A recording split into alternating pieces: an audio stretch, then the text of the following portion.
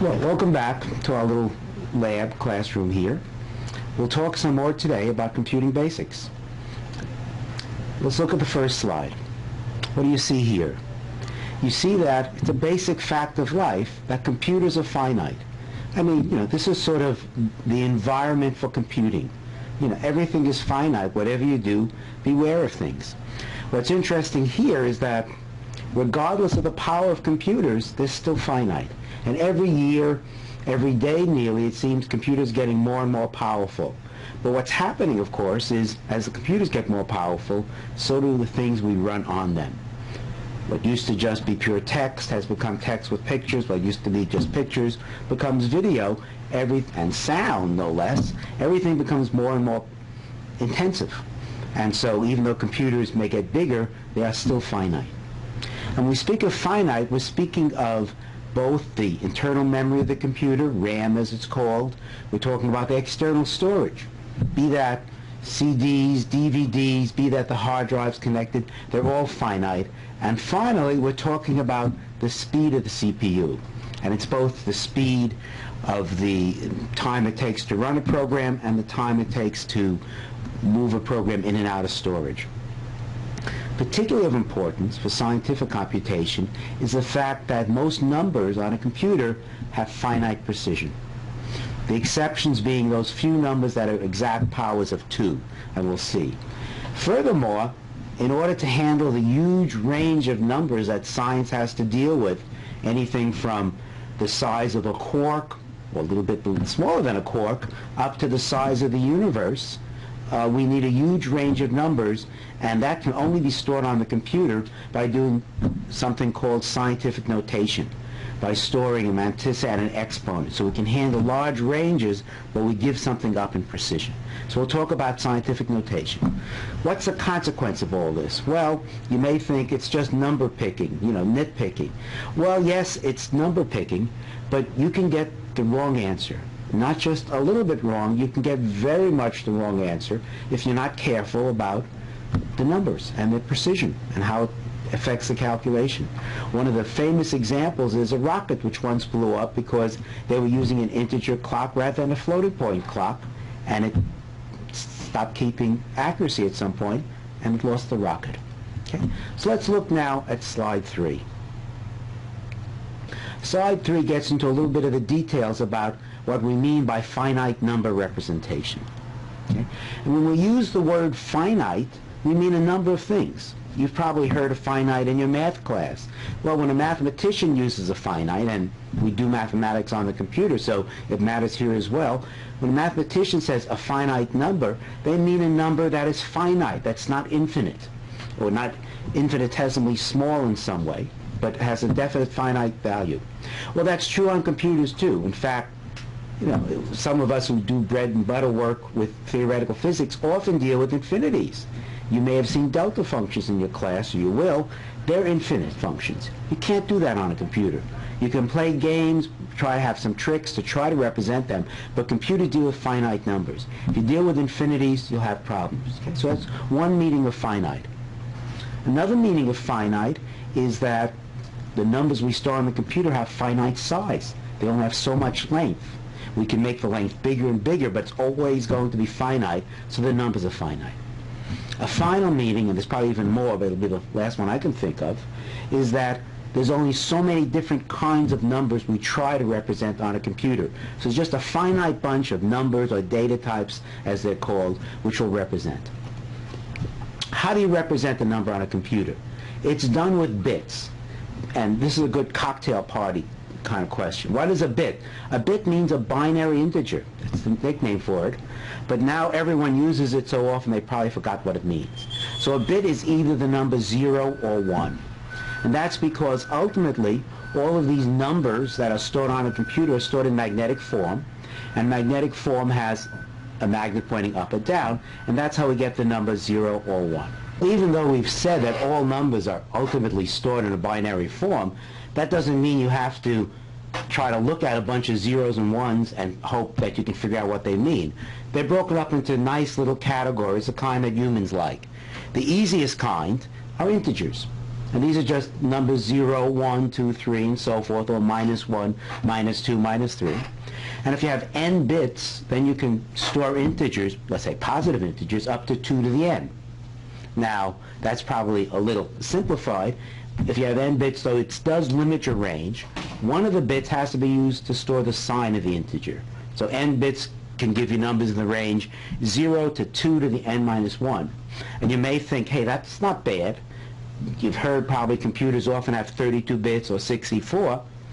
So with 32 bits, that means you can go up to 10 to the 9th, which is a billion, which is a lot as far as money goes, maybe, for you and me, but is not a lot for science. So we'll need something better than that.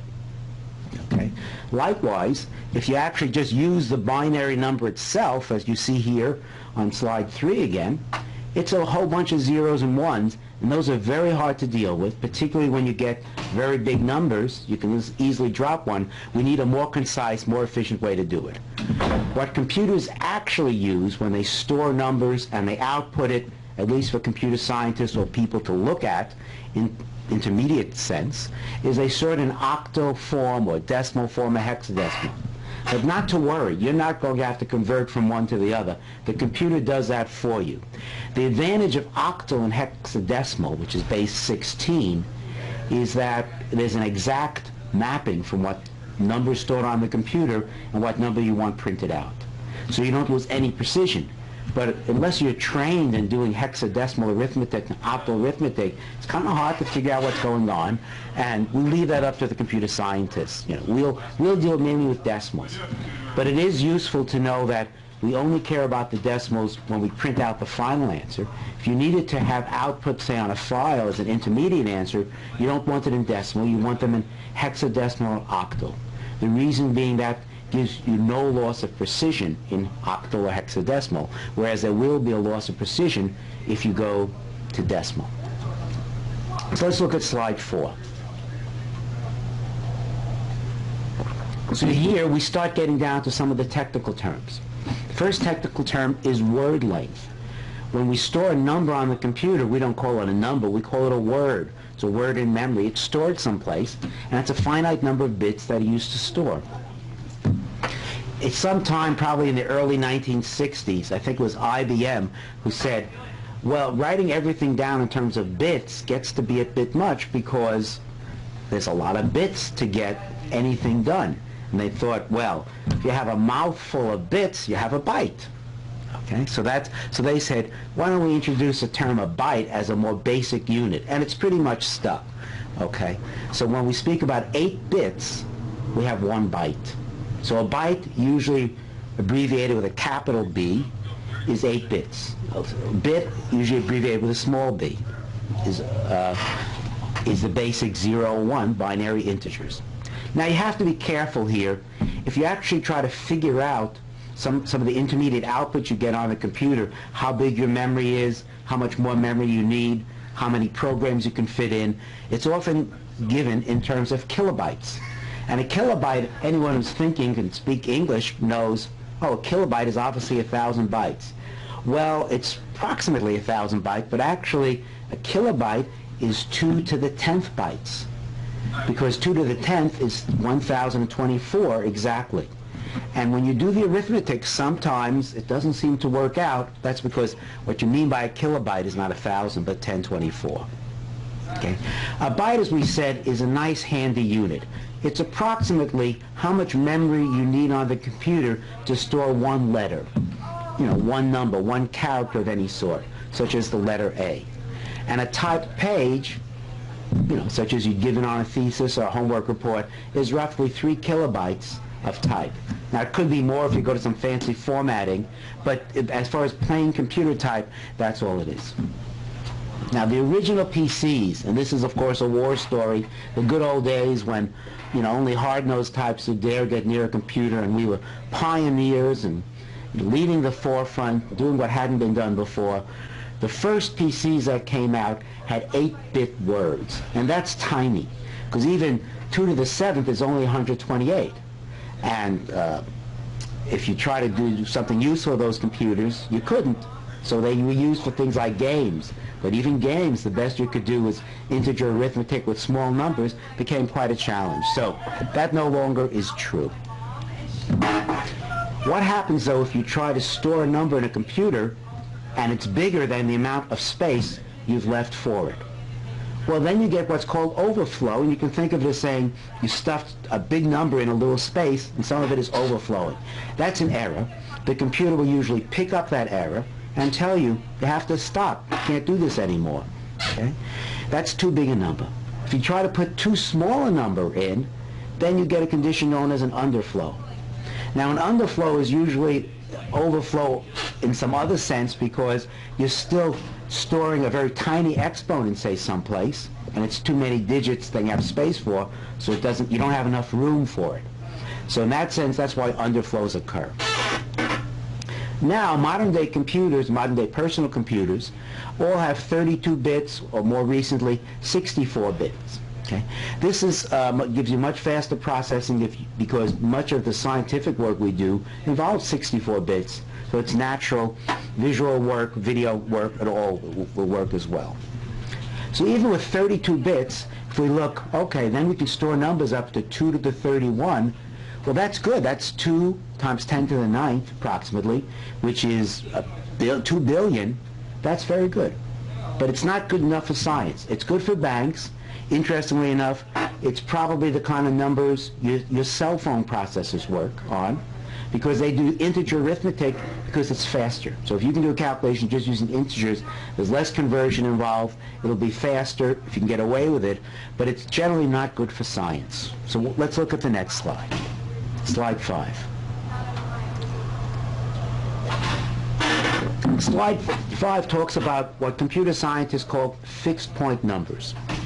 The term probably originated way back when it could be used for various purposes and computers had various representation. Now, as far as I can tell, uniformly, when we speak of fixed point numbers, we mean integers, which means that the decimal point never moves. In fact, when we speak of integers, there is no decimal point. So in some ways, it's a fixed point number without a point. But anyway, that's the term. I didn't, design the term. Okay. So on the top of the slide, in equation 1, we see the representation for integers. It looks horrendous, but think of it. If you're storing an integer on a computer, what do you need to store? Well, you represent the integer as a sign. You have to store the sign. And then you have various powers of 2, from a high power all the way down to a low power. Okay? But you don't have to store these powers because the computer's smart enough to know you're storing numbers as powers of 2. So the powers of 2 are always there, regardless of what the number is. So all you have to store are the coefficients, these terms alpha, in front, alpha sub n to alpha to the minus n minus 1. So what you have is you have n minus 1 bits to store the alphas. That's all you need. The actual sign bit takes up 1 bit, and then the value of m, n, and capital N, which appear in the formula here, it depends on the machine you're using. A capital N would be whether you're using 32 or 64 bits, or 8 bits, or 16. That's a separate issue, and the machine or the computer manufacturer decides on the m values. So all you store when you store an integer are the values of alpha. Okay. Well, on a 32-bit machine, the usual smaller machines, you have integers are usually 4 bytes. You recall a byte is 8, so that's 32 bits. That's good. Okay. The advantage of integer arithmetic using integers is not only the speed, but the fact that you know exactly how precise the numbers are. So you know that what you've left off is 2 to the power minus m plus 1. So you always have absolute error in control. You know exactly what it is. That's your advantage, but that's also your disadvantage. Because if your number you're trying to store is very small, say, someplace right around here, 2 to the 0, then all the numbers up above that are irrelevant. You can get very large relative errors. So that's the bad thing. The other bad thing about integers, which is that they have limited ranges. So here we have, for 32 bits, we only have roughly 9 bits of integer arithmetic. That's all you need for your calculation. then you'll find that you can save a lot of time by using integers. But it's usually not good enough for science. So look at slide 6. It's an interesting slide. And you're looking and thinking, it's interesting? There's a lot of information here. It's not as bad as it looks. It's actually a very interesting slide, and you don't have to memorize anything. In fact, after a while, you'll learn most of what these terms mean. So think of it as interesting, and then you can show it around and say you've learned something today. So what we have here is a table. We have 4 columns in the table, and they have the name of the variable. That's the name that the computer uses. Most computer languages, Java, C particularly, the type of variable it is, then the number of bits used, and the range. So think of it this way. There's just 2 or maybe 3 general types of numbers that you'll be dealing with on the computer. And then for the different types, they have subtypes. Okay? So if we start at the top, there's one type which you'll use, but you won't even think about using it, and that's known as a Boolean type. Okay? Or as a logical type. Boolean is the official computer term, comes from the branch of mathematics dealing with Boolean algebra, symbolic logic, and things like that. So it's just a single bit, but it's a single bit which can be 0 or 1, and can be true or false. And you can think, so what? Well, I don't know. Have you ever played 20 questions in the car on a long trip with the kids? You know? With 20 yes-no answers, you can figure out most anything, one item in the world. Get the answer to anything. Same as on the computer. Just by making logical decisions based on zeros and ones, yes, true and false, you can figure out most any situation. So this type, as simple as it may be to start with, is very powerful. Another type which we hardly ever use on the computer in scientific work, till we get to more advanced work, is characters or strings. These are just literal translations, if you want, of a letter, a number. Has no symbolic meaning whatsoever to the computer. It's just stored exactly as you'd see it. So it could be a character or a string, and it's stored in this funny code with the /u, and that's just a code for the computer. We won't deal with that again. If you see something like that, when you look at your output, you know you're looking at it incorrectly in some way. It's a problem. Okay, so now let's get to the real 2 types we care about. The 2 types we care about are integers, that's a general category, and floating point numbers. Integers, for a variety of reasons, but basically historical and to save space and to make the most efficient use of the computer memory, comes in 4 different types. Okay? We can have the usual integer, which is just called an int, I-N-T. So when you just say int, without thinking, that's what you get. You get an integer with 32 bits. If you think about it a bit, and you say, I don't need that many bits, I'll just have a short integer, like a short beer, you get a short integer. And if you think about it a lot more, and you say, I really know what I'm doing, I'm not going to deal with numbers that are bigger than a byte, 8-bit. You can say, I don't want a full integer or a short integer, I want just a byte, and then you get 8 bytes. Okay. And if that's not enough, if you want longer integers, you can ask for a long, which is a 64-bit integer. And as you see on the table here, a byte can only store numbers from 127 up to minus 128, very limited range. A short integer can go plus or minus 32,000, and a large integer, a regular integer, can go 3, 6, 9, can go to 2 billion, plus or minus 2 billion, which is what we said before. Fine for banks, it's more than enough for my bank account. But anyway, if you have a long integer, then you can go from, I don't know what this number is, 3, 6, 9, 12, 15, 18. So it's 10 to the 18th with a 9, so it's 10 to the 19th, so it's plus or minus 10 to the 19th. That's pretty big. That's a long range of numbers for an integer that would carry you pretty well. But then, if you're going to use that big an integer for most scientific work, you'd go and use a float. So we see here floating point numbers, come in 2 different categories, only 2. There's just float, or as they're called floats, which is 32-bit, and there's doubles, or double, which is 64-bit. All scientific computations should be done in doubles. I'll say that again, say that many times. Even though we use floats sometimes, it's much safer, it's worth the expense for all practical purposes to do all your calculations in 64 bits. And we'll see why. So 32 bits, as we see here, can range all the way from 1 to 10 to the minus 45th up to 3 times 10 to the plus 38. And you may be wondering, how come it's such a disparity? Why isn't it just plus and minus? And the answer is very simple, and we'll show you that on another slide, but it has to do with how clever an arrangement is used to store the numbers on the computer. Doubles can store numbers from roughly 5 times 10 to the minus 30, 324, to 2 times 10 to the 308th.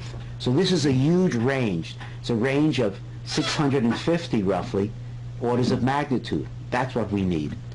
The other very important thing to notice here is if you use floats, double precision and floats are the two floating point types. If you use floats, you get roughly 6 to 7 decimal places. So when the binary number is converted to a decimal number, you get 6 or 7 digits. That's not as good as you can get on your scientific calculator, which is usually 10. That's why I've told you already twice not to use these numbers for scientific work. They're not accurate enough. However, if you use a double, you don't just get twice that, you get more than twice that. And if you count them here, I can't do that. I won't do it. I refuse to do it. Anyway, if you try to count all these digits, you'll see that there's 14 to 15 decimal places. And that's very good, of numbers. So, how do you actually store this number on a computer? How do you store a floating point number on a computer? And this will be the major effort. So let's look at slide 7. What we see is binary version of scientific notation is what is used. So we have floating point numbers is essentially just the scientific notation. So let's say we have a typical number, c, the speed of light. Okay? So the speed of light is approximately 3 times 10 to the 8th. Here it's written out in 7 digits to make it seem more precise. You can go even further than that, times 10 to the 8th meters per second. The units are not stored on a computer. You might figure out some fancy scheme to do that, but often you have to write down in your program what unit you're using because the computer doesn't store units. How about that number out in front? The number out in front, the 2.9 over here, 997,924, that's known as the mantissa. That's the part, including the decimal point there. So that's the part of precision you have. That's the number of significant figures. The plus 8, the part of the exponent, is called the exponent. And the decimal point here is not explicitly stored on the computer, but the computer has to know what's being stored. And if you've never thought of the term decimal point, that's only stored in the output here when we look at the final answer in decimal format. The computer, if it stores numbers in a binary format, stores number with a binary point. Probably haven't heard that before, huh? Or a hexadecimal point, okay? Or an octal point. So be happy you don't have to study these things. Finally, what do you store on the computer? So we have our number up here. We have our speed of light. We need to store the sign of the number. That goes in the sign bit. We need to store the mantissa. That goes over here. And we need to store the exponent. That goes on the top. Okay? We're done for today.